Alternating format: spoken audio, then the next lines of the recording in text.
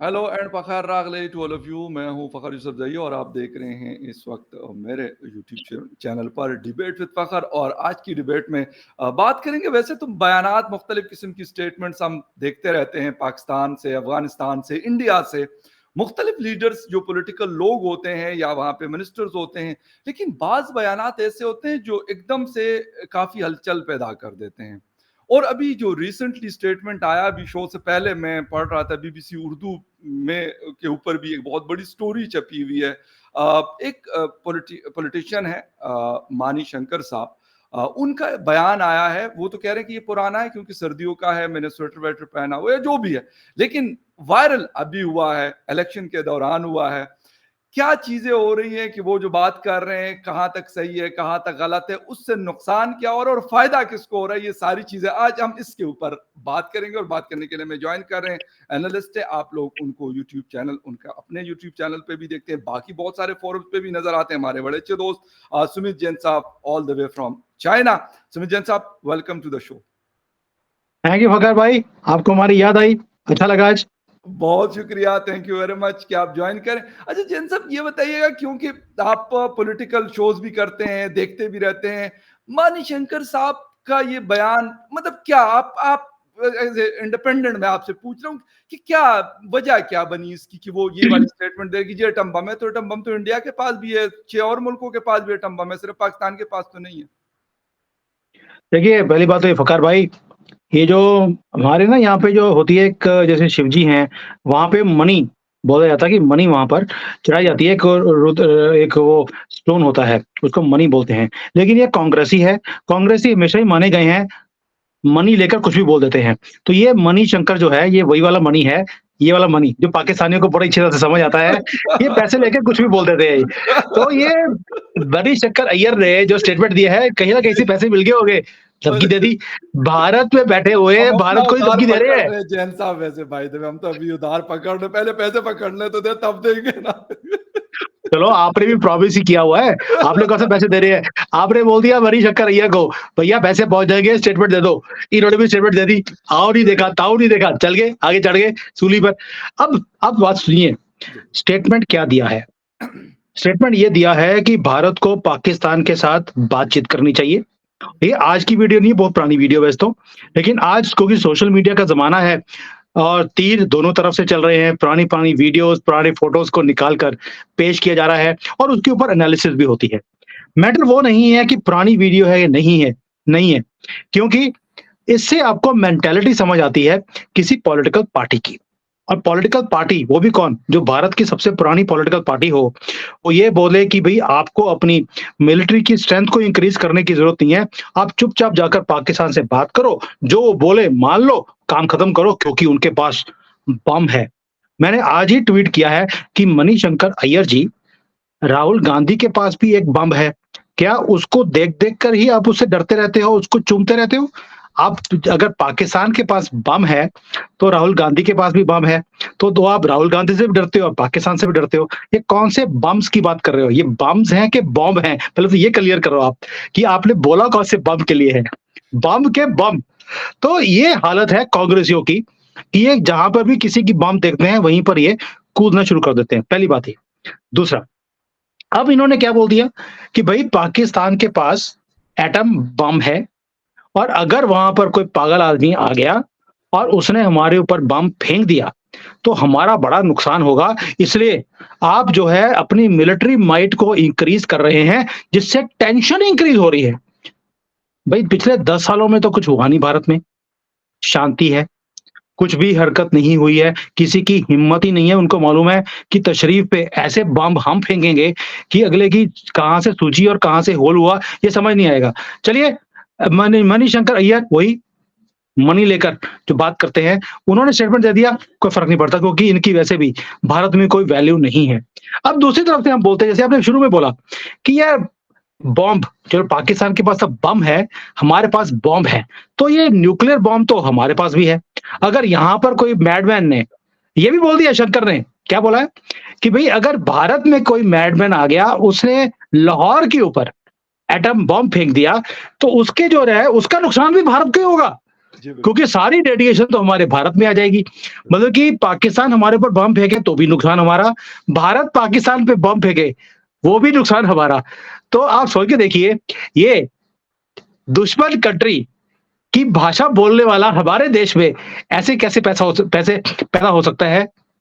इसका कमाल है भाई, इसका कमाल है, और पाकिस्तानियों से ज़्यादा कोई और समझ नहीं सकता। इसलिए अच्छा आपने भी जो जी। पैसे दिए हैं वो मणिशंकर को दिए, क्योंकि आपको मालूम था मनी लेकर ये कुछ भी बकवास करते हैं। अच्छा, मुझे एक बात बताइए, वैसे मुझे मतलब 2 चीज़ों पे, एक तो मैं भी जब पढ़ रहा था तो उसमें ये लिखा हुआ है, जो हेडलाइन थी, कि काफ़ी मुश्किल में फँस गए हैं। मानिशंकर जी बड़ी मुश्किल में कहते हैं फँस गए हैं। लोगों ने बड़ा एक मतलब लाज़मी-सी बात है कि अब सोशल मीडिया जिस तरह आप कह रहे हैं कि दौर है और हर कोई ट्विटर यूज़ कर रहा है, मुख्तलिफ वो चीज़ें यूज़ कर रहे हैं। प्लेटफ़ॉर्म्स वहाँ पे बात कर रहे हैं, तो अब उनको समझ नहीं आ रही है, कभी वो कह रहे हैं मेरी सर्दी का स्टेटमेंट है, कभी वो कहते हैं मेरी गर्मी का स्टेटमेंट है। लेकिन एक बात ये बताइएगा कि मतलब इसका मतलब है कि पाकिस्तान ने कोई बहुत ही पक्का काम कर लिया इससे पहले, क्योंकि फारूक अब्दुल्ला ने 3 दिन पहले स्टेटमेंट दिया था, 3 या 4 दिन पहले, कि जी चूड़ियाँ नहीं पहनी हुई। मैंने कहा यार चूड़ियाँ पहनना कोई बुरी बात नहीं है, ख़वातीन पहनती हैं अगर जिनको पसंद हो। तो इंडिया ने भी चूड़ियाँ नहीं पहनी हुई, क्या मतलब उनके पास फ़ौज नहीं है, उनके पास हर किस्म का, हमसे ज़्यादा वेपन रखता है, $100 अरब लगाता है अपने डिफेंस के ऊपर, तो हम 20 या $25 अरब लगाते हैं, तो हमारे से तो 5 गुना ज़्यादा उनके पास अच्छी ताकत होगी, अच्छी टेक्नोलॉजीज़ होगी। क्यों ये बयानात ये इलेक्शन की वजह से दे रहे हैं, या कुछ और वजूहात आपको नज़र आती है? देखिए, फारूक अब्दुल्ला की पहले बात करते हैं हम लोग। जी, फारूक अब्दुल्ला जब कांग्रेस की गवर्नमेंट थी, तब डिफरेंस होती थी इनकी स्टेटमेंट्स। आज बीजेपी की स्टेटमेंट है, गवर्नमेंट है, तो स्टेटमेंट्स डिफरेंट है। मैं उसका उदाहरण देता हूँ। जी, जब कांग्रेस की गवर्नमेंट थी, तब बोलते थे बातचीत करो। आप जो कश्मीर है उसे पूरा कब्जा क्यों नहीं कर लेते? क्योंकि उनको मालूम था कि कांग्रेस की गवर्नमेंट कभी भी कोई ऐसा स्टेप नहीं लेगी। अभी बीजेपी की गवर्नमेंट आ गई है, तो बोलते हैं ना, ना, ना, ना, ना, आप ना पीओके मत लेना, उन्होंने चूड़ियाँ नहीं पहनी हुई, क्योंकि उनको मालूम है कि बीजेपी है, ये मोदी की गवर्नमेंट है, घुस के मारेगी और जो है उनके मुँह से निकाल के भी ले आएगी, जो कुछ लेके आना है। तो ये जो स्टेटमेंट्स होती हैं, सामने जो दूसरी गवर्नमेंट है, जैसे सेंटर में गवर्नमेंट है, उसकी स्ट्रेंथ को और वीकनेस को देखने के बाद वैसी स्टेटमेंट दी जाती है, जिसका कोई सर और पैर नहीं होता है। ये सिर्फ पॉलिटिकल माइलेज क्रिएट करने की कोशिश की जा रही है, बिकॉज़ इनका अब कोई भी 2019 के बाद, जब से 370 खत्म हुआ है, इनकी वैल्यू भारत में और कश्मीर में ज़ीरो हो चुकी है। तो ये आपको भी मालूम है, अब इनको वहाँ पे कश्मीर में गली के कुत्ते भी इनकी बात नहीं सुनते। वो भी इनकी, जब ये जा रहे होते हैं, या तो इनकी टाँग को काट लेते हैं, या इनकी टाँग के ऊपर मूत के वो चले जाते हैं, जैसे कि खंभे पे वो मूत के जाते थे। तो ये फारूक अब्दुल्ला एंड पार्टी की तो ये औकात है। दूसरी बात रहेगी मणिशंकर अय्यर की। जी, अब आपने बोला यार ये ऐसी स्टेटमेंट दे देते हैं, चक्कर क्या है? चक्कर वही है, ये जो मणिशंकर अय्यर की मैं पहले बोल रहा हूँ, स्टेटमेंट बहुत पुरानी है। लेकिन आपको कांग्रेस की जो हमारे यहाँ पर जो गवर्नमेंट है, जो लोग हैं, हुक्मरान हैं, उनकी मेंटालिटी दिखाती है कि कितने वीक ये लोग हैं, फॉरेन पॉलिसी पाकिस्तान को लेकर कितनी गलत रही है, और क्या बोल रहे हैं, वो भी पाकिस्तान के पास न्यूक्लियर बॉम्ब है, वो हम उनको ना आप थोड़ा-सा गुस्सा मत दिलाना, और भाई हमारा तो काम ही गुस्सा दिलाने का है। सुमित जैन तो चाइना में बैठे गुस्सा दिखाता रहता है। तुम साला इंडिया में बैठ के बोल रहे हो कि पाकिस्तान को गुस्सा मत दिलाना, हद हो गई। मैंने तो फखर यूसुफ ही के बारे में इतना कुछ बोल दिया आरजू के चैनल के ऊपर, तो परवाह नहीं करी। और जी, मुझे रोहित मुझे रोहित ने डराया मुझे कि सर 4 लोग फखर यूसुफ सही ने चाइना भेज दिए हैं, आप वहां पर भी सेफ नहीं हो। मैंने कहा परवाह नहीं, आने दो। दोस्तों को हम कुछ कहते नहीं है, इस वजह से मैंने भिजवाया नहीं, वैसे रोहित की बात ठीक थी। अच्छा।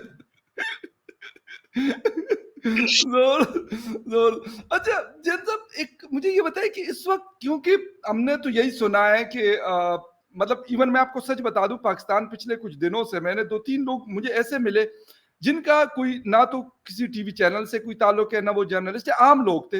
लेकिन उनसे मैंने, आपको सच बता रहा हूँ कि मैंने नरेंद्र मोदी साहब की बड़ी तारीफ़ सुनी, और मैं हैरान इस वजह से नहीं हो रहा कि जी उनकी लाज़मी बात है, लोग उनको वोट करते हैं, उनको 2 दफ़ा प्राइम मिनिस्टर बनाया, तीसरी दफ़ा बना रहे हैं, तो उनमें कुछ होगा तो वो वोट कर रहे हैं। वैसे तो नहीं है कि कोई वैसे ही उनको वोट कर गया।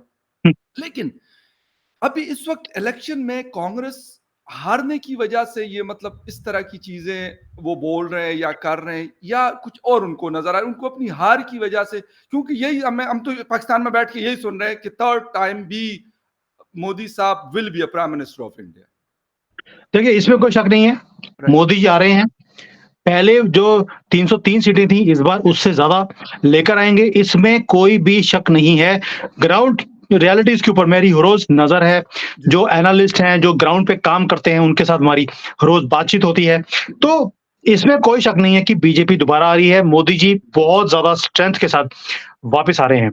लेकिन अब हम जो मुद्दा शुरू किया था वो था मणिशंकर अय्यर वाला। एब्सोल्युटली अब आप राइट। सोच के देखिए, अब आप सोच के देखिए फकर भाई, कि जब आपके वहां पर इमरान खान थे हाँ। प्रधानमंत्री, श्री श्री 1008, और हमने भी यहाँ पर दुआएं करी थी कि ये अगले 100 साल तक यही प्रधानमंत्री रहे, ये मरे नहीं, जिन जो है इसकी लंबी उम्र रहे, क्योंकि इसने आकर वो काम किए हैं जो इंडियन आर्मी भी 75 साल में शायद नहीं कर नहीं सकते। कर पाई, कि या पाकिस्तान आर्मी में फूट डाल दी, 2-3 हिस्से कर दिए, और कंट्री को भी बोल दिया कि मैं 3 हिस्से कर दूंगा अगर मुझे प्रधानमंत्री ना बनाया गया।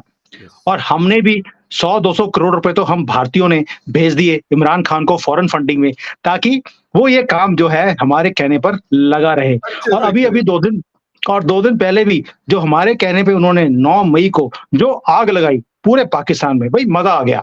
और ऐसा ही होता है, दुश्मन कंट्री में जो दुश्मन होता है उस देश का, उसको पैसे दिए जाते हैं। आपने हमारे मणिशंकर को दे दिए, हमने इमरान खान को दे दिए, हिसाब बराबर हो गया।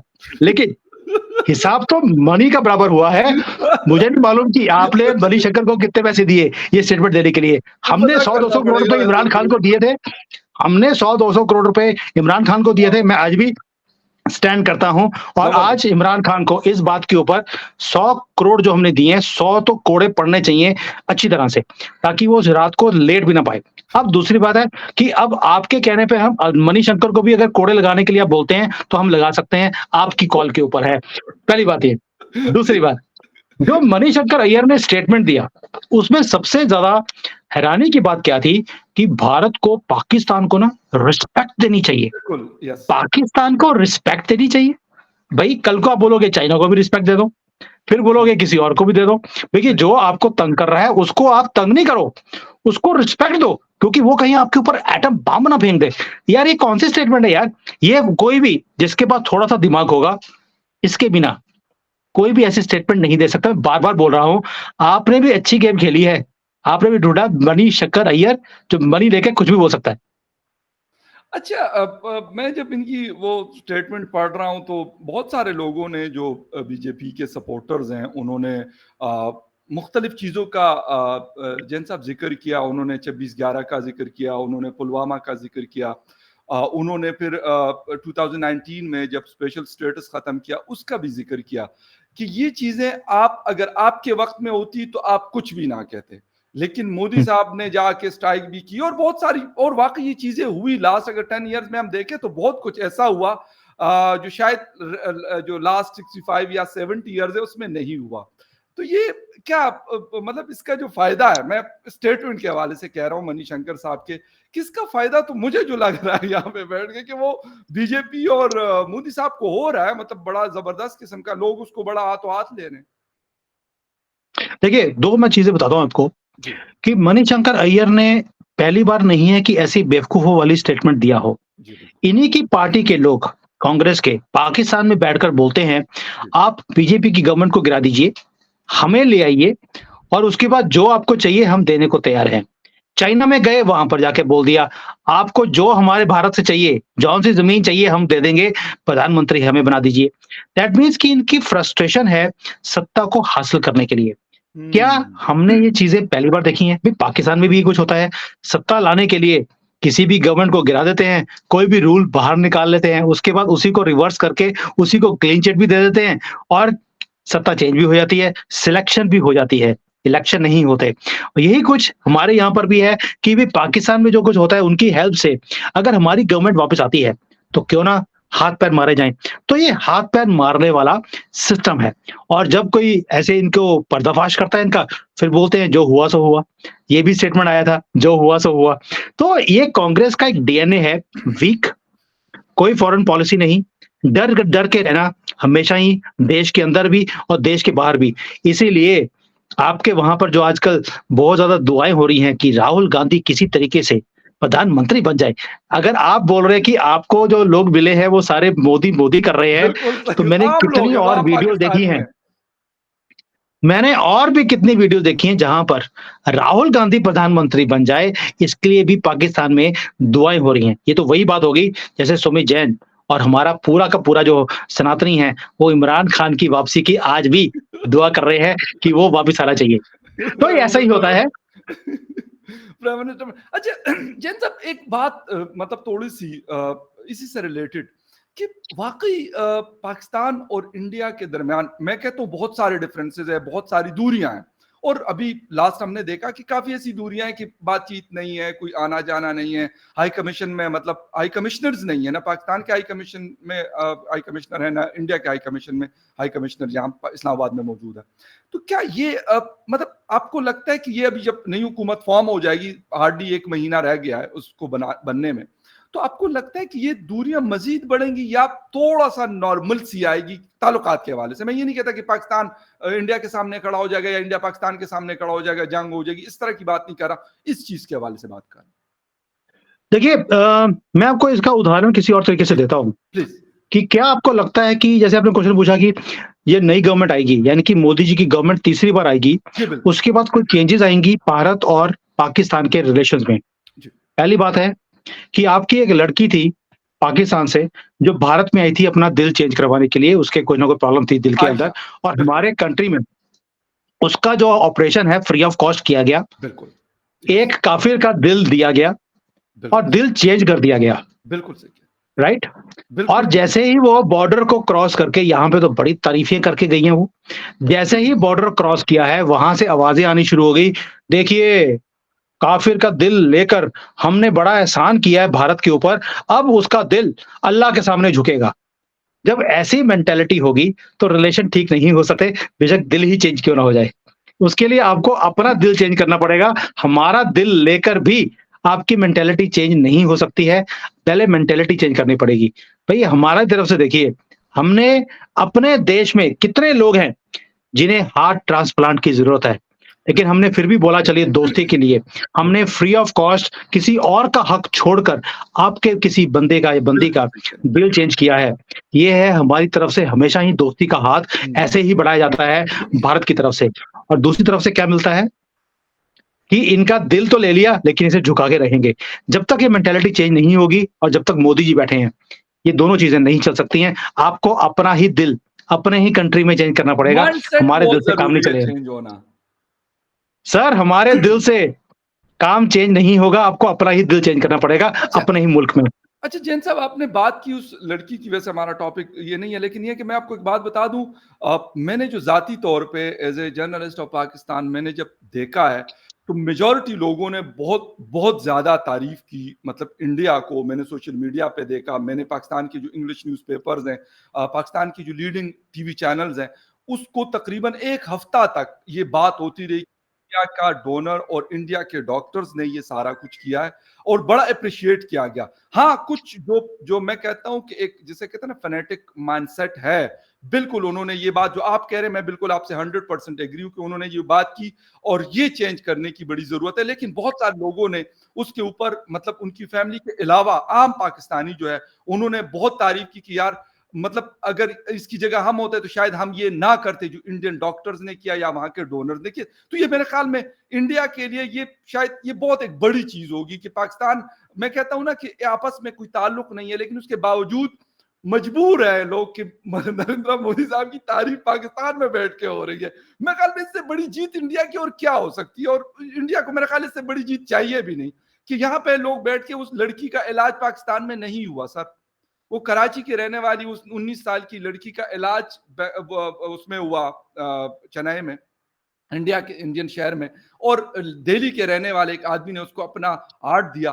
तो सर मैं कहता हूँ ये जीत की इंडिया की जीत है। जो मर्जी यहाँ पे लोग, पागल जो लोग हैं, वो बातें जो मर्जी कह दें, लेकिन उससे जो रिस्पेक्ट इंडिया की है ना, वो कोई कम नहीं कर सकते। ये मेरे ख्याल, शायद ये मेरा जाती ख्याल है कि नो। एक लास्ट क्वेश्चन जैन साहब, फिर खत्म करूंगा। इलेक्शन हो रहा है, बहुत सारी बातें हम देख रहे हैं कि जी इकोनॉमी में हिंदुस्तान इस जहाँ पे मतलब 5th पे 4th पे आ जाएगा, 4th से 3 पे आएगा, फिर डिफेंस के हवाले से, फिर इंफ्रास्ट्रक्चर के हवाले से, बहुत सारी इन्वेस्टमेंट्स और ताल्लुकात के हवाले से। आप लास्ट में बस थोड़ा-सा अपना एनालिसिस बता दीजिएगा कि क्या-क्या चीज़ें ऐसी आपको लग रही है कि 3 या 4 जून को जब नरेंद्र मोदी साहब 3rd टाइम प्राइम मिनिस्टर बन जाएँगे, तो क्या चीज़ें आपको लग रही है कि ये एक जिसे कहते हैं फिर एक्सेलेरेटर पे पाँव होगा और उड़ेगा फिर सब कुछ? देखिए, पहली बात ये है, जैसे आपने रिस्पेक्ट की बात करी है, पहले मैं उसको वाइंड अप करता हूँ, कि आपने बोला कि पाकिस्तान में मोदी जी के लिए रिस्पेक्ट है। क्या बोला जाता है? हमें भी ऐसा प्रधानमंत्री चाहिए। यस। ये पहली बात पाकिस्तान से सर कि ये भई चीज़ भारत है। से प्रधानमंत्री चाहिए, ये बोला जाता है। और मज़े की बात देखिए, अगर हम मान लेते हैं कि पाकिस्तान हमारा नंबर 1 दुश्मन है, चाइना हमारा नंबर 2 दुश्मन है। सच। चाइना में भी मोदी जी की या जयशंकर जी की जो स्टेटमेंट्स हैं, वो वायरल होती हैं सोशल मीडिया पर, जहाँ पर गवर्नमेंट का कंट्रोल है। यस, आप वो देखिए, यस, जहाँ पर गवर्नमेंट की परमिशन के बिना आप सोशल मीडिया पे कुछ डाल नहीं सकते, वहाँ पर भी इनकी तारीफ़ें की जाती हैं। जब दुश्मन आपकी तारीफ़ करना शुरू हो जाए, नंबर 1 एंड नंबर 2 भी, नंबर 3 तो है ही नहीं, तो उसका मतलब है कुछ तो है यार इस बंदे में, नहीं आप जो जीते हुए हैं फिर।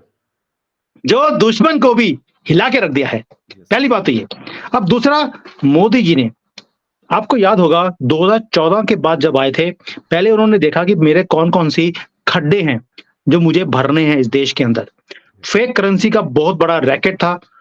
थैंकफुली आपको भी एक मशीन बेची थी हमने प्रिंटिंग की, हमारे ही नोटों की। पहले तो हमने वो पुराने नोट ही खत्म कर दिए। नोट खत्म करने के बाद उसके बाद आप देखा होगा कि कांग्रेस भी भिखारी हो गई, पाकिस्तान भी भिखारी हो गया था उसके बाद। दैट मीन्स पहले हमने खड्डे भरे, 2019 के आते ही जैसे ही गवर्नमेंट बनी है, हमने 370 को अलविदा कर दिया और साथ में ही राम मंदिर का भी काम शुरू कर दिया। यानी कि जो पुराने स्यापे थे, वो हमने खत्म किए। अब ये खड्डे भरने का काम खत्म हो गया। अब आती है पूरी स्पीड पे, यानी कि अब रनवे बन चुका है, अब प्लेन को टेक ओवर करना है, टेक ऑफ करना है, पूरी स्पीड से प्लेन को भगाना पड़ेगा पूरी फोर्स के साथ। और गवर्नमेंट ने बोल दिया है मोदी जी ने कि पहले 100 साल में मैं इतने बड़े-बड़े काम करने वाला हूँ कि दुनिया देखेगी कि ये क्या हो रहा है। इतनी स्पीड से काम होगा। और दुनिया का जो सबसे बड़ा फोरम होता है, जैसे G7 है, उसकी मीटिंग होने वाली है। उसमें ऑलरेडी मोदी जी को इन्विटेशन दे दिया गया है, यानी कि उनको पहले ही पता है कि प्रधानमंत्री कौन बनने वाला है। दूसरी बात, जो दुनिया के बड़े-बड़े बिज़नेसमैन हैं, उन्होंने अपनी फ्लाइटों की टिकट बुक करा ली है। वो सारे के सारे भारत में लैंड करने वाले हैं 4 जून के बाद कि माई बाप, सानू बचा लो, अमेरिका डूब गया, यूरोप डूब गया, चाइना डूब गया, अब हमें कोई बचा सकता है, तो आप बचा सकते हो क्योंकि आप 8% पे राइज़ कर रहे हो। यानी कि अगर इन सारी कंपनीज़ की सपोर्ट के बिना हम अपने बलबूते पे 8% पे राइज़ कर रहे हैं, इनके आने के बाद आप ऐड कर सकते हैं कि कितना परसेंटेज हमारी जो जीडीपी में और ग्रोथ आएगी। एक तो ये है। दूसरा, हमारे यहाँ पर भी जैसे आपके वहाँ पर टैक्स की चोरी होती है या टैक्स कोई देता ही नहीं है, हमारे मुल्क में भी यही हाल था। ओके। मोदी जी ने आने के बाद वो सारे काम बंद कर दिए, जिससे कि 2 नंबर के काम बंद हो गए हैं। अब उसकी स्पीड आप और देखेंगे, जिससे हमारी जीडीपी और तेज़ी से बढ़नी शुरू होगी। अब आप सोच के देखिए, 2030 का आंकड़ा था आईएमएफ का, वर्ल्ड बैंक का, कि भारत 2030 में 3rd लार्जेस्ट बनेगा। I was the only one who was saying कि भैया हम 2025 में 3rd लार्जेस्ट बन जाएँगे। आज थोड़े दिन पहले आईएमएफ की रिपोर्ट थी कि 2030 नहीं, बिल्कुल मैंने 2027 पढ़ी। में कर लेंगे। बिल्कुल सही। आज यस। यूबीएस जो है, यूबीएस की रिपोर्ट है कि हम 2026 में ही क्रॉस कर लेंगे। यानी कि ये ऐसा-ऐसा सुमित जैन की जो एनालिसिस है, वहाँ पे पहुँचने वाले हैं कि हाँ यार 2025 में हो जाएगा। और ये मैं गारंटी से बोल रहा हूँ। उसका रीज़न है, भारत आज की डेट में राइज़ कर रहा है, जापान हमारे से आगे है, उसकी करेंसी 50% डीवैल्यू हो चुकी है पिछले 1 साल में या 2 सालों में। जी। दैट मीन्स वो तेज़ी से नीचे गिर रहे हैं, हम तेज़ी से राइज़ कर रहे हैं। यानी कि ये गैप जो जापान और हमारी इकोनॉमी का है, वो नीचे जाएगा। जर्मनी का भी यही हाल है। उनको बचाने वाला कोई नहीं है। रशिया यूक्रेन के वॉर ने इनकी रीढ़ की हड्डी को तोड़ के रख दिया है। और सबसे ज़्यादा फ़ायदा उस युद्ध का भारत ने ही उठाया है। रशिया का तेल निकाला और बिल्कुल। दुनिया का तेल निकाल दिया हमने उसके बाद।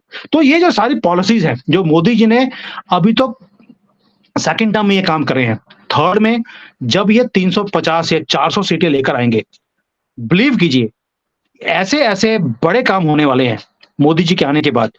आप भी या तो गालियाँ निकालेंगे, एक मोदी जी तुसी की करता, या या आप तारीफ़ें करते रुकेंगे नहीं कि भैया प्रधानमंत्री हो, तो मोदी जैसा हो। तो देखते हैं 4 जून के बाद जो अगले 100 दिन होंगे, उसके ऊपर नज़र आपकी भी होगी, हमारी भी होगी। देखते हैं कि दे दोस्ती, दोस्ती में रहती है कि दुश्मनी में कन्वर्ट होती है। नहीं, बिल्कुल समझ गए होंगे आप। आपकी बात बिल्कुल दुरुस्त है कि यहाँ पे भी लोग यही इंतज़ार कर रहे हैं और लोग पता है एक बात क्या बात करते हैं, कहते हैं यार इंडिया को कहाँ से कहाँ वो आदमी लेके चला गया। आप कहते हैं यस, जो मर्ज़ी कह दे लेकिन इंडिया को उन्होंने जिसे कहते हैं ना आसमान पे लाके खड़ा किया वो और दुनिया उसको मान रही है। ना सिर्फ़ पाकिस्तान पक बल्कि दुनिया का कोई मुल्क ऐसा नहीं है जो ना मानता हो इस बात को। इससे इनकारी कोई भी नहीं है, वो अमेरिका हो यानी जितने भी ग्लोबल या सुपर पावर्स हैं, सब इस बात को एक्सेप्ट करते हैं और मेरे ख़्याल में ये मोदी साहब के लिए शायद उनका जो कॉन्फिडेंस का लेवल होगा वो मेरे ख़्याल बहुत ही हाई होगा क्योंकि जब नहीं, फ़खर भाई, इंसान जी, जी। आप सोच के देखिए, आप भी एशियन कंट्री हैं, हम भी एशियन कंट्री हैं, चाइना भी एक एशियन कंट्री है। लेकिन हमने कभी भी एशियन कंट्रीज़ में मैं इसलिए नाम ले रहा हूँ, 3 बहुत बड़े बॉम्ब वाले मुल्क हैं इसलिए, कि आपने कभी भी एशियन कंट्रीज़ को गोरों को चपेड़ मारते नहीं देखा होगा या सुना होगा। सही कह रहे हैं। लेकिन जयशंकर जी जैसे चपेड़ मार के आते हैं याद गोरों है, के मुँह पे, याद है। उनकी उँगलियों के निशान अभी भी उनके चेहरे पे बिल्कुल, साफ दिखाई देते हैं। ये बिल्कुल। आपने कभी देखा नहीं होगा कि सही एशियन कंट्रीज़ ने ऐसे जवाब दिए हों। हमने भैया कनाडा के वीज़े बंद कर दिए थे, जब उन्होंने हमारे ऊपर एलिगेशन लगाए थे। यस। कभी आप सोच सकते हैं कि चाइना कैनेडियंस के वीज़े बंद कर दे, इतनी बड़ी पावर है तो भी? नो, हो ही नहीं सकता। हुँ, हमने 2020 में चाइना के ऐप्स बैन कर दिए थे, जो अमेरिका आज जाकर 4 साल की मुशक्कत के बाद बैन करने की सोच रहा है या किया है। एक ऐप हमने 250 से ज़्यादा बैन कर दिए। इसको बोलते हैं स्ट्रेंथ। जब आप इस स्ट्रेंथ से काम करते हैं, तो इसीलिए दुनिया भी झुकती है और हम अब तो परवाह ही नहीं करते, हम तो अपने बाप की परवाह नहीं करते। ये क्या चीज़ है? बिल्कुल सही है और मेरे ख़्याल में अभी क्योंकि थोड़े ही दिन रह गए हैं हार्डली कोई 20 या मतलब 20 दिन 24-25 दिन रह गए, 20 दिन रह गए नई गवर्नमेंट और वही वाली बात है कि सुमित जैन साहब भी इस बात पे कायम और दायम और हम भी यही आज तक सुन रहे हैं कि थर्ड टाइम मोदी साहब will be prime minister of India और मेरे ख्याल ये चीज़ क्लियर है और मज़ीद भी क्लियर हो जाएगी कुछ दिनों में कोई ज़्यादा मतलब ऐसा कोई सरप्राइज़ नहीं है। लोग बिल्कुल क्लियर हैं इस हवाले से और लोग कहते हैं कि भई हम वोट करते हैं, हम वोट करेंगे, हमें ये आदमी चाहिए, हमें इस तरह का आदमी चाहिए। इसलिए फिर पाकिस्तान में भी लोग कहते हैं कि हमें इस तरह का आदमी चाहिए। खैर सुमित साहब बहुत शुक्रिया आपके टाइम का वंस अगेन आपने शो जॉइन किया and viewers thank you very much for watching debate with Fakhar Yousafzai. किसी और डिबेट में आपसे फिर मिलेंगे, तब तक के लिए टेक केयर, बाय।